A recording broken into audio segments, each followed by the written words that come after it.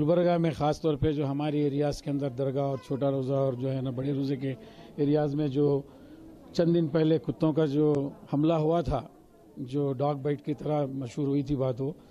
तो तमाम जो है ना कागजात को पुर करके तमाम इंजीनियर्स को, हेल्थ ऑफिसर्स को बुला के ये डायरेक्शन दिया गया, कमिश्नर को बुला के डायरेक्शन दिया गया कि इन लोगों को कंपनसेशन दिया जाए, जो तकरीबन 15 आदमियों का 3 लाख रुपए आज जो है ना हमने डिस्ट्रीब्यूट किया है यहाँ से कॉरपोरेशन से। वार्ड नंबर 2 में सोनिया गांधी कॉलोनी और इतिहाद चौक पे जो डॉग बाइट हुआ था, जो छोटे छोटे बच्चों पे जो कुत्तों ने हमला किया था, आज सिटी कॉरपोरेशन की जानिब से उन लोगों को कंपनसेशन दिया गया 20-20 हज़ार रुपये 15 लोगों के लिए। हम सब आपके शुक्रगुजार हैं जब मैडम ने हमारे लिए, हमारे बच्चों के लिए इतना हेल्प किया, और जावेद भाई का, सालिम भाई साहब का, सबका शुक्र, रफ़ीक खान साहब का, सबका शुक्र अदा करते हैं हमारे बच्चों के लिए जो भी किया।